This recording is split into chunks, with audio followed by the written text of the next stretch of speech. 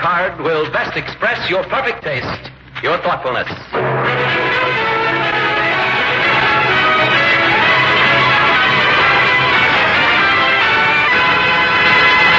The makers of Hallmark greeting cards present The Woman Who Couldn't Come Home, starring Mady Christians.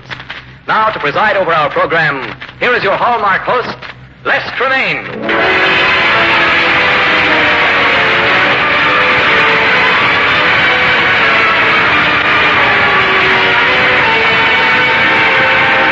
Good evening, ladies and gentlemen. We bring you an inspiring story tonight of what one woman accomplished in Europe after the First World War. It is a true story of gallantry and mercy and high courage. Our leading role will be played by a great actress, a star of international renown, famous on the European stage as well as on Broadway. I Remember Mama was one of her many successes that will long be remembered. Tonight we are proud to present Mady Christians.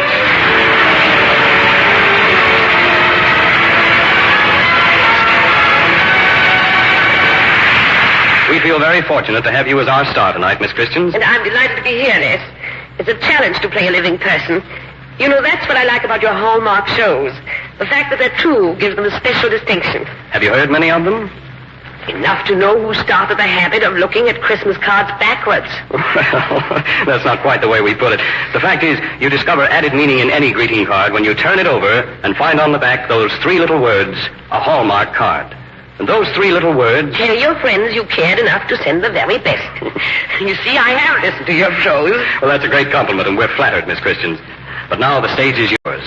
Ladies and gentlemen, the makers of Hallmark greeting cards bring you on the Reader's Digest radio edition the story of The Woman Who Couldn't Come Home, starring Mady Christians.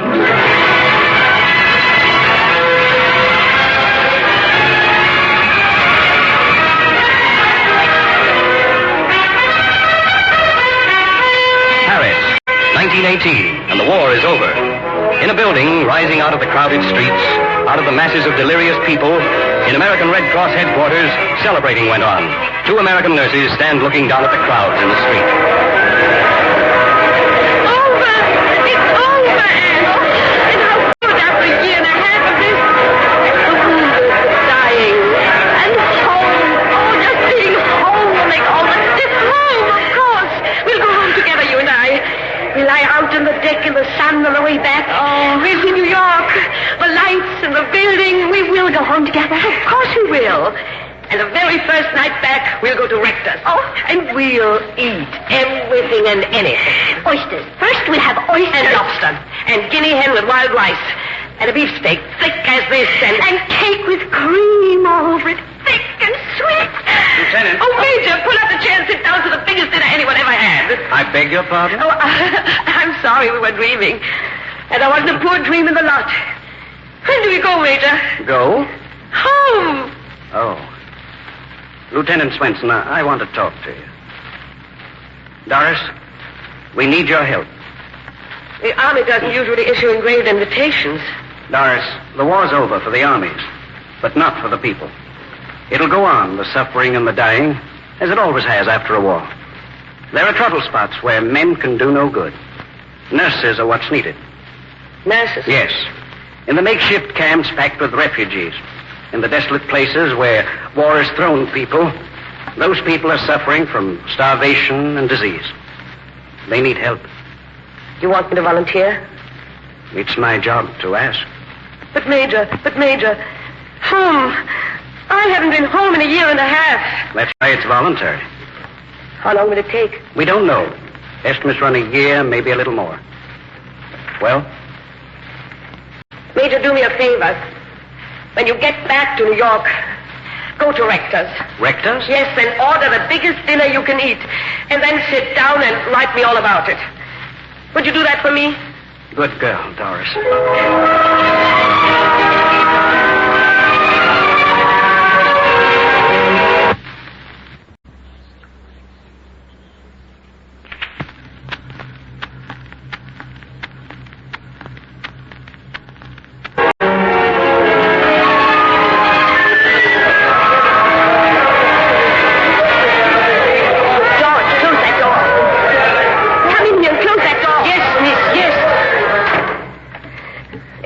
Intolerable.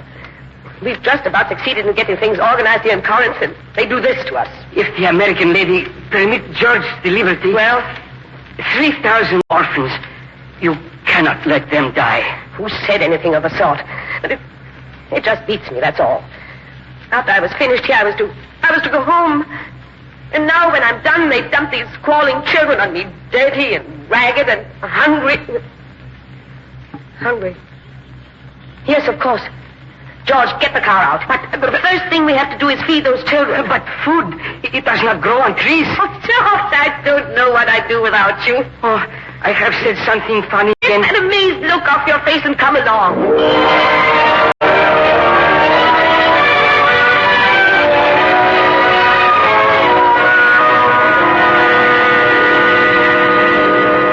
The American lady was right.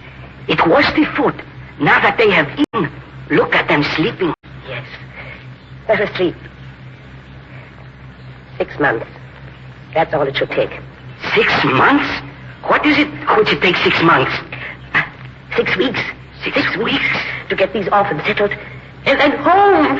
The American lady dream about home long time. Oh, a very long time, George.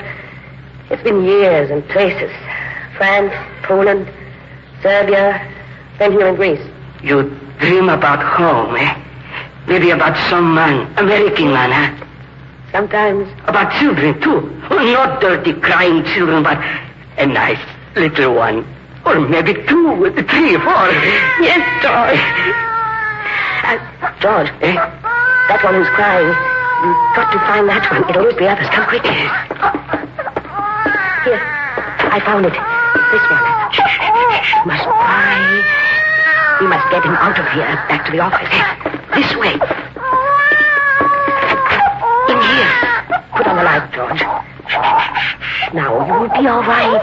All right, all right. That's the good little boy. Quickly, George, the light. Yes. There. George. Is something wrong? There certainly is. Clear my desk. Oh, yes. You put baby to sleep on this? I have to examine him. Get those ragged clothes off. I don't like it. Don't like it at all. There. One thing we know now. Little boy is little girl. Then it's a very sick little girl. What's her name? Is tag on clothing. Katina. The name is Katina. There is no other name. Well, Katina is a very sick little girl. What she has? It looks like malaria.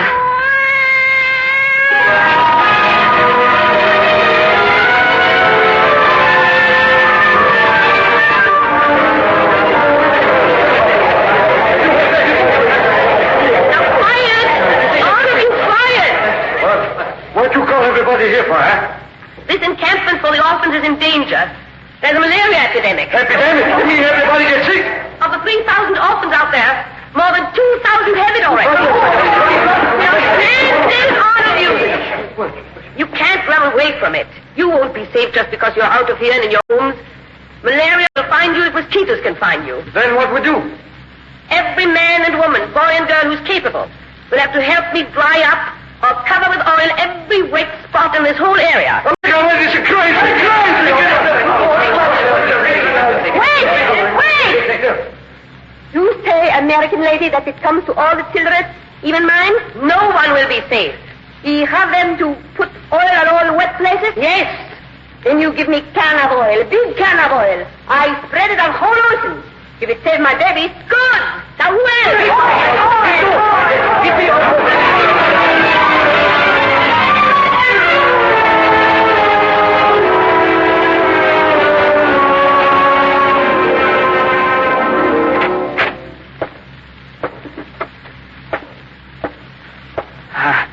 The American lady is very tired tonight, eh? Tired? Yes, I guess so. Oil. We cover the whole land with oil, it seems like, no? Yes. George, put on the light for you. No, I just want to sit here in the dark for a while. The babies, they get better. Today, some of them even smile. Oh, the little one? Katina? Yes. Oh, she smiled best of all. Good. George? Yes? I received a letter today. From home? No. From Near East Relief Headquarters. I'm leaving here. You go home, eh? Good, that is very good. You need very much to go home. It is 5 years now. I'm not going home. Not go home? They've got another assignment. More trouble, filth, death. They vow I couldn't refuse. Oh.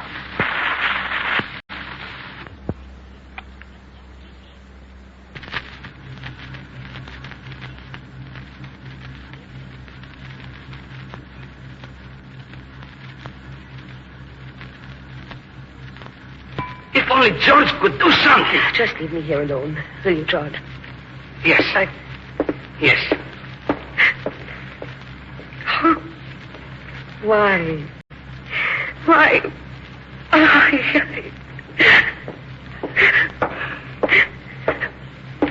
Who is it? Please. It is I, George. Please, George, I asked you to be alone. Yes. But maybe this will fill the empty place in your heart. What is it, George? The little one, Katina. You maybe like to hold her in your arms while you sit here alone, eh? I would. Give it to me. Thank you, George. Thank you.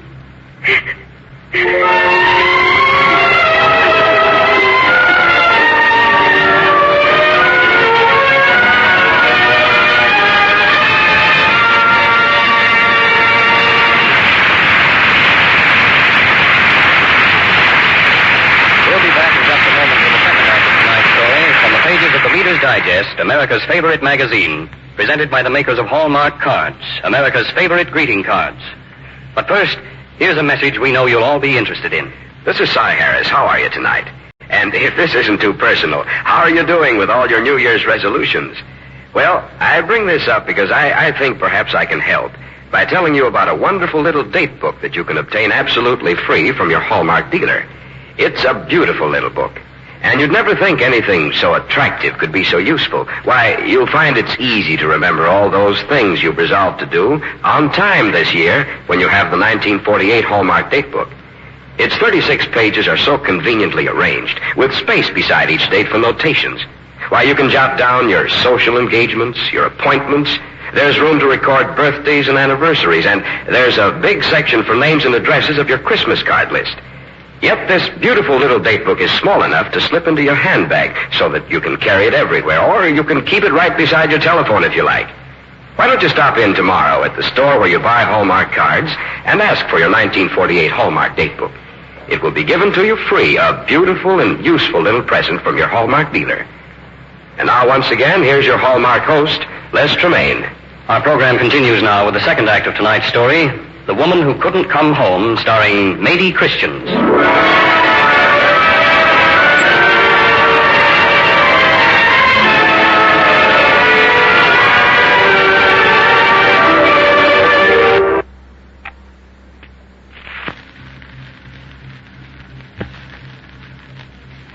Now we find her entering the little clinic of another diseased and poverty-ridden city in Greece, Marathon.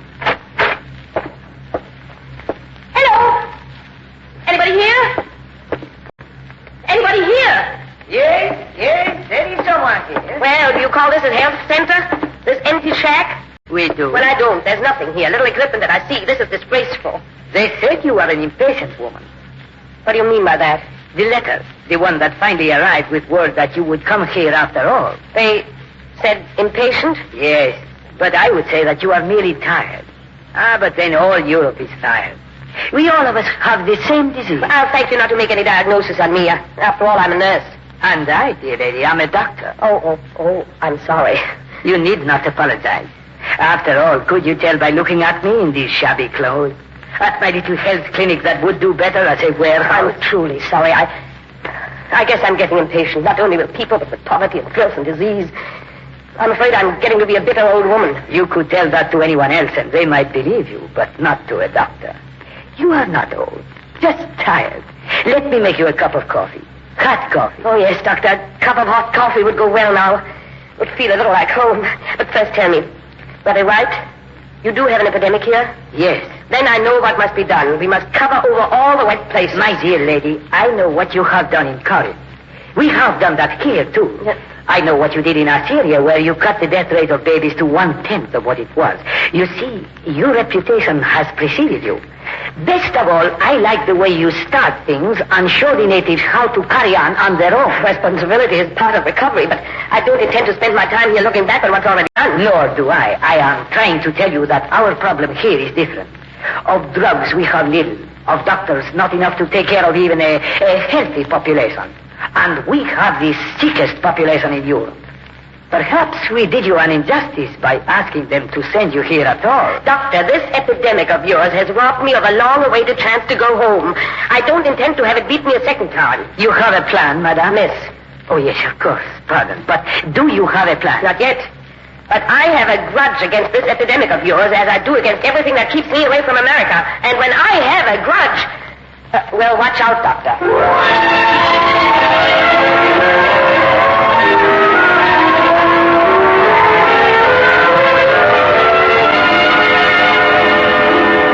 Today there are 17 more deaths reported, only from malaria. We do not count the starvation cases anymore. I know. And no hope. Not even a sign of hope. Maybe the shipment of drugs... Paul. Yes, miss? Go down to the dock again. Twice I have been there today. They must know when the shipment is coming in. No one knows. Besides, with malaria, it does no good. It is in the hands of God, who dies and who lives. I know that. Don't blame God for everything. When the American lady can explain how Paul's boy, big and strong, get malaria and die so quick. And Paul, me, I have malaria, long time, never die. How you explain that? You've had malaria a long time. Oh, very long time.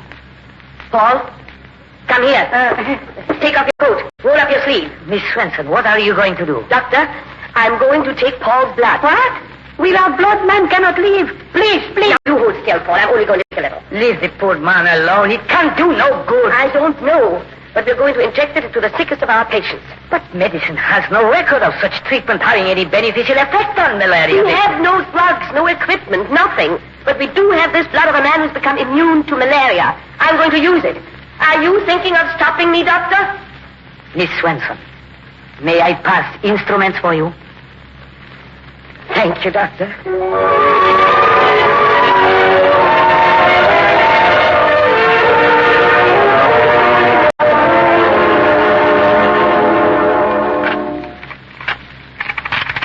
Miss Swenson, Doris. Oh, I didn't know you were still here, Doctor. You sterilizing instruments? Oh, poor Paul. He's given so much of his blood, he's too weak to work now. I was out visiting the patients. It's a miracle. Oh, I'm glad. Glad.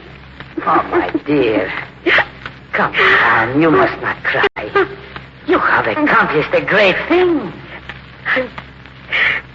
I'm tired of accomplishing things. I'm an old woman who's lived the lives of thousands of people and died with so many of them. I can't stand it anymore. This time I have to go home. Of course, my dear. I know how you feel. Marathon is safe now. You have finished your work here. You should go home.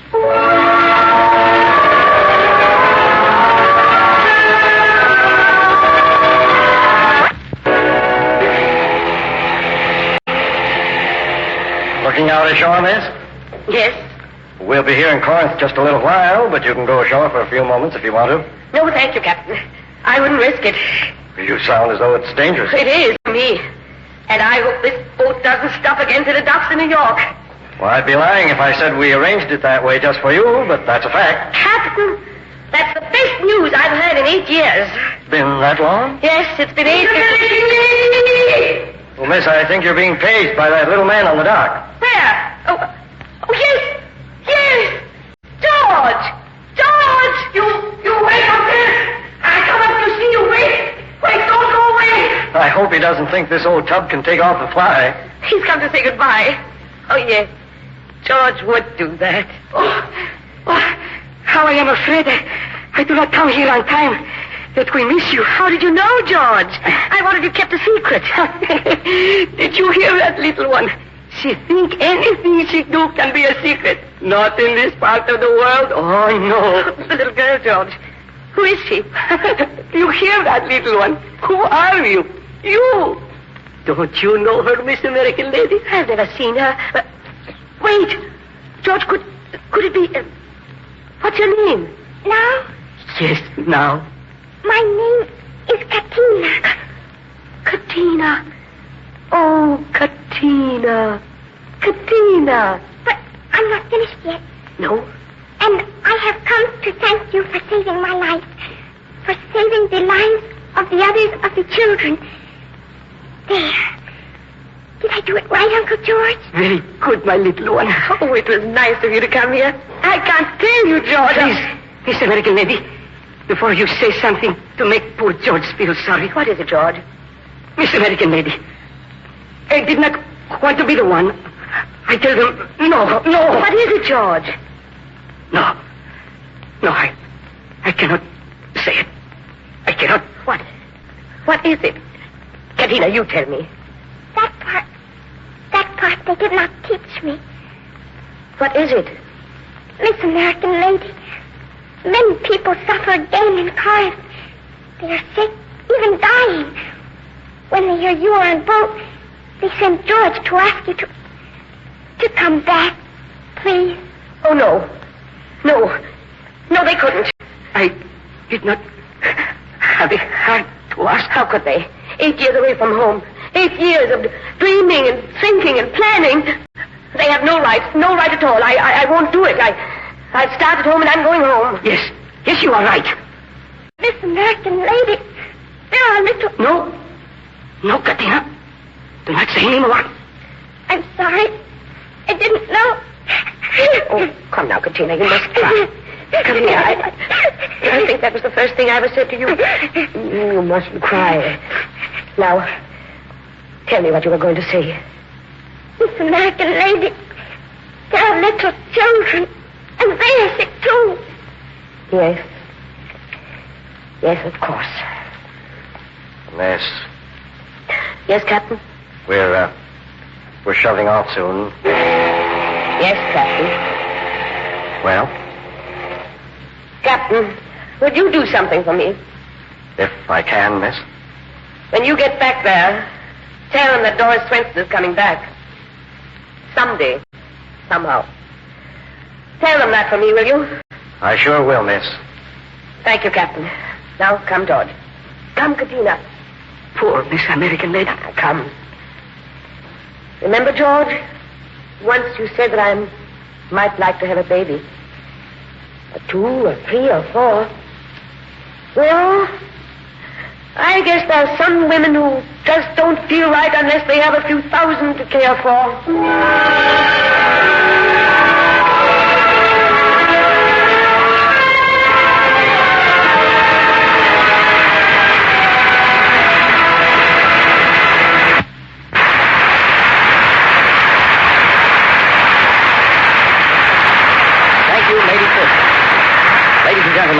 Miss Christians will be back in just a moment, but first, here is Cy Harris. And now I have news that I'm sure will delight all the folks who have sent Hallmark dolls to their young friends. Hallmark dolls have made such a hit with America's children that a popular magazine asked permission to run a full-page, full-color feature on them, an editorial feature. Yes, you can see pictures of Hallmark dolls in Look magazine for January 20th that went on the newsstands this week. Little Red Riding Hood, Little Miss Muffet, Tommy Tucker, enchanting dolls straight from the land of make-believe. Hallmark dolls are greeting cards, and more. They're beautiful dolls that stand 8 inches high, and there's a story about each doll told inside in rhyme. Look magazine gives the story of Little Boy Blue, and you'll know why children love Hallmark dolls when you read that story. It's the kind they want to hear over and over again. There are 16 different Hallmark dolls, and they make wonderful presents for birthdays or holidays or any day you want to make a child happy. They're as easy to mail as letters and cost only 25 cents apiece. See the editorial feature on these amazing dolls on page 76 of Look magazine this week.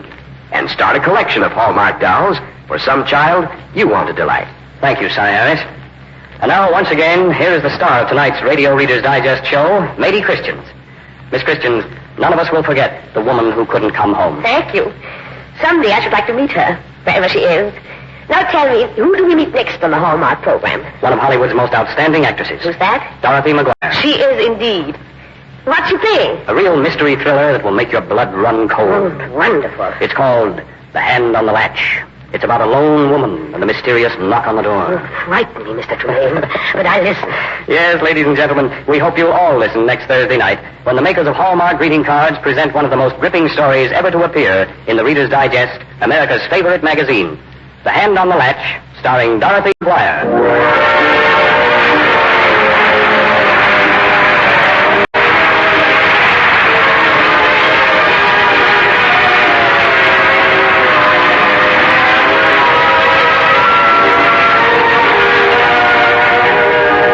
Will soon be seen in the Universal International production, All My Sons.